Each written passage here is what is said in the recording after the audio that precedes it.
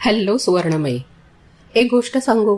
सकाळी उठल्यापासून ते रात्री झोपेपर्यंत आपल्या आयुष्यात जणू काही एखादं सायकल सुरू असतं, चक्र. तोच स्वयंपाक, तेच डबे, तीच साफसफाई, मुलांच्या त्याच फरमाईश. ह्या सगळ्या धावपळीत कधीतरी एकदा स्वतःला आरशात बघितल्यावर आपल्याला प्रश्न पडतो, ही मीच आहे का? ज्या व्यक्तीच्या मनात कधी काळी मोठी स्वप्न होती, जिला कामाच्या ठिकाणी तिची स्वतःची वेगळी ओळख होती, ती व्यक्ती आज फक्त अमुकची आई किंवा तमुकची पत्नी म्हणून ओळखली जाते, हो ना? ह्यात काही चूक नाहीये. हे रोल खूप महत्वाचे आहेत. पण आपण कधी विचार केलाय का की आपल्या नावासमोरची ही विशेषणं काढून टाकली तर मग मी म्हणून माझं अस्तित्व काय आहे? आपण खूप वेळा असं समजतो की पर्सनॅलिटी डेव्हलपमेंट फक्त ऑफिसला जाणाऱ्या, नोकरी करणाऱ्या किंवा मोठ्या व्यावसायिक महिलांना गरजेचं आहे. पण खरं म्हणजे प्रत्येक स्त्रीचं व्यक्तिमत्व घडवणं तितकंच महत्वाचं आहे. मग तुम्ही गृहिणी असा किंवा वर्किंग वुमन. कारण घरात राहणं म्हणजे आयुष्यात एका ठिकाणी थांबून जाणं असं नाही झालं पाहिजे. तुम्ही घर चालवता, कुटुंबाचा आधारस्तंभ आहात आणि तुम्ही एक व्यक्ती म्हणून सुद्धा महत्वाच्या आहात. एकदा तुम्ही स्वतःच्या व्यक्तिमत्वावर काम करायला लागलात ना, मग तुम्ही फक्त घरातलं वातावरण सकारात्मक करता असं नाही, तर स्वतःमध्ये सुद्धा आत्मविश्वास, आनंद आणि समाधानाचा अनुभव करता. एकदा लग्न झालं, खास करून मुलं झाली ना, की खरंच जबाबदाऱ्या एवढ्या वाढतात की आपण स्वतःच्या व्यक्तिमत्वाकडे लक्ष देणं थांबवतो. आणि मग काय होतं, माझा बराचसा वेळ माझ्या कुटुंबासाठीच जातो, पण मग माझ्या गरजांचं काय, हा प्रश्न तुम्हाला शांत बसून देत नाही. सततचा वैताग, छोटी छोटी भांडणं आणि घरातलं वातावरण चिडचिड करणारं असतं.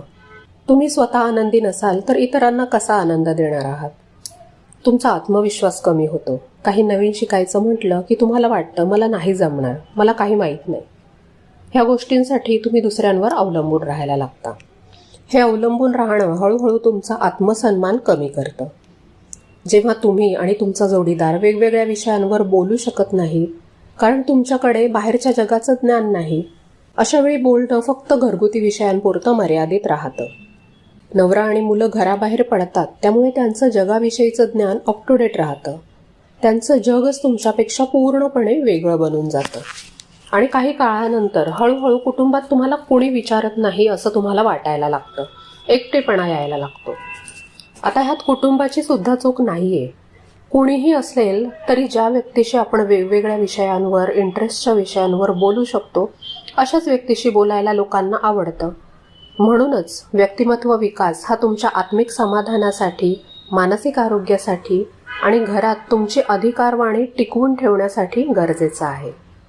गृहिणी हा फक्त आपल्या आयुष्यातला एक रोल आहे, पण ह्यापेक्षा एक व्यक्ती म्हणून तुम्ही जास्त आहात. बरं, व्यक्तिमत्व विकास करायचा म्हणजे तुम्हाला काही रातोरात मोठं भाषण द्यायला शिकायचं नाहीये. तर ह्यामध्ये तुम्ही तुमच्या आत दडलेल्या मूळच्या आणि बेस्ट स्वतःला ओळखता, तिच्यासाठी वेळ देता आणि तिला रोज थोडं थोडं मोठं करता. जेव्हा तुम्ही स्वतःची किंमत करता तेव्हाच जग आणि तुमचं कुटुंब तुमच्या कामाची किंमत करतं. स्वतःवर पैशाची आणि त्यापेक्षाही जास्त वेळेची गुंतवणूक करणं हा स्वार्थ नाहीये, तर ती कुटुंबासाठी केलेली सगळ्यात मोठी सेवा आहे. कारण जर तुम्ही आतून समाधानी आणि सशक्त असाल तर तुम्ही घरातलं वातावरण फार सुंदर कराल. आणि तुम्ही खुश राहिलात तर तुमच्या कुटुंबाला तरी त्यापेक्षा वेगळं काय पाहिजे? आता ह्यासाठी आपण काय करायला पाहिजे हे तर मी बोलणारच आहे, पण त्याच्या आधी ना मला एका गोष्टीबद्दल बोलावंसं वाटतंय. इथे मी तुम्हाला या सगळ्या गोष्टी सांगते, ह्याचा अर्थ असा अजिबात नाहीये की मी खूप परफेक्ट आहे किंवा मी कधी कुठली चूक करतच नाही. मला स्वतःला अगदी सुरुवातीपासूनच स्वतःच्या पर्सनॅलिटी डेव्हलपमेंटमध्ये भरपूर इंटरेस्ट होता. सुशिक्षित आहे पण जॉब करत नाही हे ठीक, पण मला नेहमीच जगाच्या सोबत चालायला आवडलेलं आहे. मी स्वतः कधी काळी परफेक्शनच्या ट्रॅपमध्ये अडकलेली होते आणि जर मी अजूनही त्याच सापळ्यात अडकलेली असते ना, तर हा चॅनल मी अशा पद्धतीने कधीच सुरू केला नसता. मी असा विचार केला असता की मी स्वतः दिसले पाहिजे, मी स्वतः स्क्रीनवर बोललं पाहिजे, जे मला प्रॅक्टिकली अशक्य आहे. पण मला ज्या पद्धतीने जमतंय त्या पद्धतीने मी ॲटलिस्ट सुरुवात केली. आणि ह्याच पद्धतीने मी माझ्या पर्सनॅलिटी डेव्हलपमेंटच्या जर्नीची सुद्धा सुरुवात केली होती. एकाच दिवशी सगळं शिकले नाहीये. सुरुवातीला जेव्हा कधी घराबाहेर पडायला मिळेल तेव्हा बाहेर जगात वावरणाऱ्या महिलांचं निरीक्षण करून मी बऱ्याच गोष्टी शिकत होते आणि त्यानंतर इंटरनेट माझ्या हातात आलं तेव्हापासून जे जे मी बघत गेले ते जमेल तसं जमेल तेव्हा माझ्या आयुष्यामध्ये इम्प्लिमेंट करत गेले. आणि नक्कीच 10 वर्षापूर्वीची मी आणि आत्ताची मी ह्याच्यात मला खूप फरक दिसतो आणि त्याच्यामुळे आतून स्वतःचा अभिमान वाटतो. ह्या सगळ्या प्रवासात पुष्कळ इंग्लिश चॅनल्स मी ऐकायची आणि ते सगळं मराठीमध्ये आपण सांगावं असं मला मनापासून वाटायचं. बरं, जे मी ऐकत होते त्यातलं सगळंच मला पटत असेल असं नाही, पण जे मला मनापासून पटलं ते मी स्वतःच्या आचरणात आणण्याचा प्रयत्न करत गेले. असे जे सेल्फ हेल्प विषयीचे चॅनल्स आणि पॉडकास्ट असतात ते ऐकताना आपण तसाच माइंडसेट ठेवला पाहिजे असं मला वाटतं. त्यामुळे काही चुकीचं वाटत असेल तर तुमच्या सूचनांचं नक्कीच स्वागत आहे. पण एवढं मात्र मी नक्की सांगेन की यूट्यूबवर बघितलेल्या एका व्यक्तीची चूक तिला कमेंट करून सांगता तेव्हा तुम्ही तिला सुधारायला मदत करता, पण त्याचबरोबर एखादी गोष्ट पटली असेल तर ती आपल्या वागण्यामध्ये आणून स्वतःला सुद्धा ग्रो करायला मदत करा. माझं बोलणं ऐकल्यामुळे जर तुम्हाला स्वतःमध्ये बदल करण्यासाठी, काही नवीन गोष्ट सुरू करण्यासाठी प्रोत्साहन मिळालं असेल तर त्याच्याबद्दल सुद्धा नक्की कमेंट करत जा, त्यामुळे मला प्रोत्साहन मिळेल. तर चला आता बोलूया अगदी सोप्या पण प्रभावी उपायांवर, जे तुम्ही आजपासूनच सुरू करू शकता आणि ज्यामुळे अगदी एका दिवसात नाही पण एका वर्षात तरी तुम्हाला तुमच्या व्यक्तिमत्वामध्ये नक्कीच काहीतरी बदल दिसेल. पहिली गोष्ट आहे ती म्हणजे मी जवळपास प्रत्येक व्हिडिओमध्ये सांगते, स्वतःसाठी वेळ द्या. दररोज स्वतःसाठी अर्धा तास तरी राखीव ठेवा. हा पहिला आणि सगळ्यात महत्त्वाचा नियम. दिवसभरात सगळ्यांना वेळ देता, पण हा जो अर्धा तासाचा स्लॉट आहे ह्यात तुम्हाला कोणी डिस्टर्ब करणार नाही असा तुमचा हक्काचा हा वेळ असेल. ह्या वेळेत वाचन, म्युझिक, योगा किंवा जर्नलिंग म्हणजे मनातले विचार डायरीत लिहिणं हे नक्की करा. ह्याच्यामुळे तुमचं स्वतःचं मन प्रसन्न राहतं, आपलं काहीतरी अस्तित्व आहे असं वाटतं आणि दुसऱ्यांसाठी धावताना आपण स्वतःसाठी पण श्वास घेतो. आपलं शरीर आणि मन या दोन्ही एकाच नाण्याच्या बाजू आहेत, त्यामुळे मनासोबतच शरीराची सुद्धा उत्तम काळजी घ्या. आपल्या घरातल्या फ्रीज, ओव्हन, मिक्सर ह्या उपकरणांची आपण किती काळजी घेतो. मग तसंच आपल्या आयुष्यामध्ये आपलं उद्दिष्ट साध्य करण्यासाठी आपल्याला मिळालेलं मशीन म्हणजे हे शरीर आहे.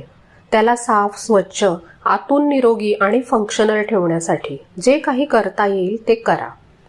रोजच्या दिवशी व्यायामाला अगदी अर्धा तास का होईना पण द्या.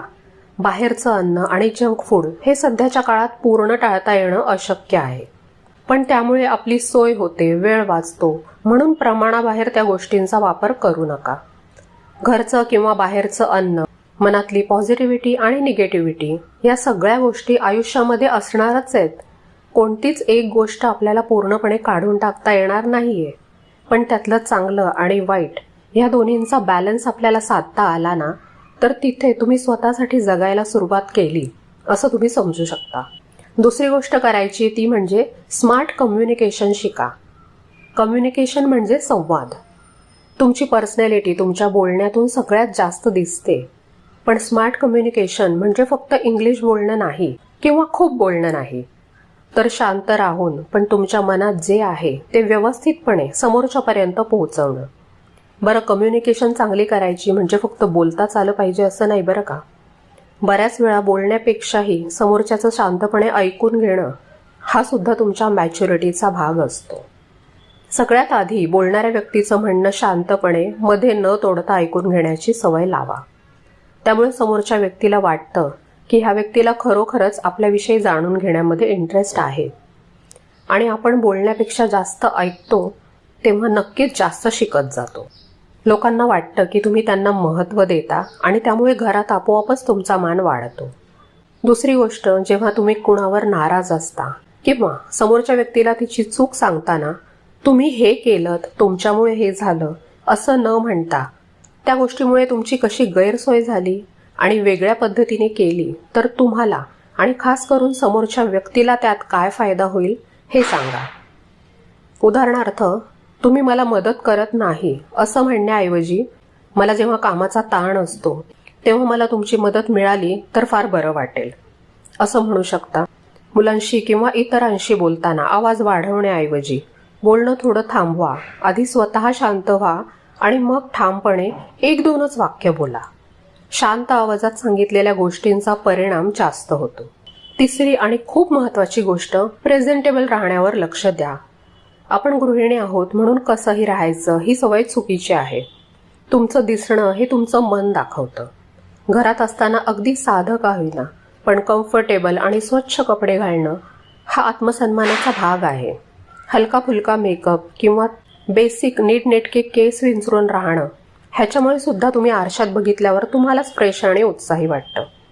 अजून एक गोष्ट, जो बदल मी स्वतः गेल्या 1 वर्षात माझ्यामध्ये केलाय तो म्हणजे दिवसभर मॅक्सी किंवा गाऊन न घालता थोडे लूज आणि कम्फर्टेबल का होईना पण ड्रेस वापरायचे आणि फक्त रात्री मॅक्सी वापरायची. ही सूचना मला माझ्या एका फ्रेंडली कस्टमरने केली होती आणि जेव्हा कधी आपल्याला कोणी एखादी सुधारणा सुचवतं ना तेव्हा तिचा थोडा पॉझिटिव्हली विचार करून आपल्याला शक्य असेल तर त्याप्रमाणे आपल्यामध्ये बदल करणं हा एक मोठा गुण असतो जो आपल्याला आपली पर्सनॅलिटी डेव्हलप करण्यामध्ये खूप उपयोगी ठरतो. चौथी गोष्ट आहे, शाळा कॉलेज सोडलं म्हणून शिकणं कधीच थांबवू नका. जसं घर रोज अपडेट करावं लागतं, जाळ्या काढून घासून पुसून स्वच्छ ठेवावं लागतं ना, तसंच आपल्यालाही काळानुसार अपडेट राहावं लागतं. तीच तुमची खरी ओळख बनते. फक्त व्हॉट्सअप आणि फेसबुक न वापरता बँकेचे ॲप्स वापरणं, गुगल पे वापरायला शिकणं किंवा ऑनलाईन बिलं भरायला शिकणं, ह्याच्यामुळे काय होतं की ही छोटी छोटी कामं करण्यासाठी आपल्याला कुणावरही अवलंबून राहावं लागत नाही. एखादं सोपं फोटो एडिटिंग ॲप किंवा व्हिडिओ एडिटिंगचं कौशल्य शिकून घ्या. मुलांना ग्रुपमध्ये फोटो पाठवताना ह्याचा खूप फायदा होतो. आणि क्रिएटिव्हिटीची खरंच जास्त आवड असेल ना तर ह्यातून तुम्ही पुढे पुष्कळ काही करू शकता. आपलं ज्ञान वाढवा. रोजच्या कामांसोबत पॉडकास्ट किंवा ऑडिओ बुक्स ऐका. फायनान्स, थोडा इतिहास किंवा चालू घडामोडी यावरची माहिती ऐकत राहा. तुम्हाला स्वतःला एखाद्या विषयामध्ये इंटरेस्ट असेल तर त्याची सुद्धा थोडी माहिती घेत राहा. जेव्हा तुम्ही बाहेरच्या जगाबद्दल बोलता तेव्हा तुमच्या बोलण्याला वजन प्राप्त होतं आणि मुलं सुद्धा तुम्हाला जास्त आदर देतात. एखादा छोटा ऑनलाईन कोर्स करा.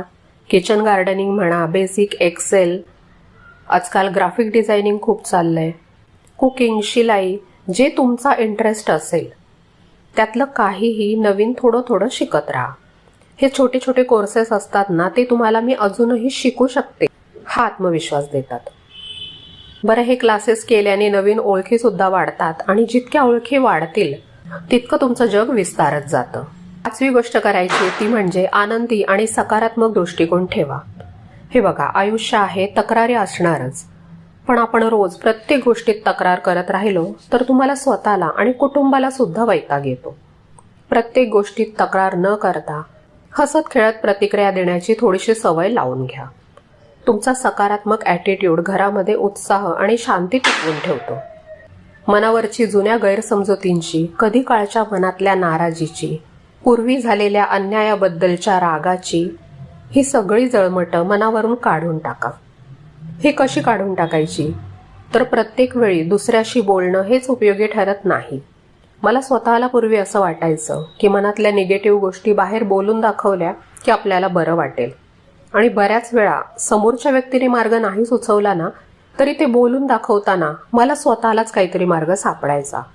पण हे करताना आपण समोरच्या व्यक्तीवर आपल्या दुःखाचं ओझं लादतोय हे आपल्या लक्षात येत नाही.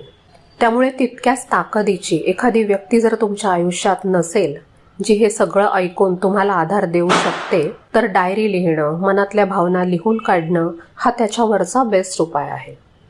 थोडक्यात काय, तर घरात राहत असाल, गृहिणी असाल तरी सुद्धा जर तुम्ही स्वतःच्या आरोग्य, संवाद कौशल्य, दिसणं, नवीन नवीन गोष्टी शिकणं आणि मनस्थिती ह्या 5 गोष्टींवर लक्ष ठेवलं ना तर तुमची पर्सनॅलिटी आपोआप उठून दिसते. तुम्ही खूप काही करता, प्रेम देता, काळजी घेता आणि घराला सांभाळता, पण आजपासून ह्या सगळ्यासोबतच तुम्ही स्वतःलाही घडवायला सुरुवात करा.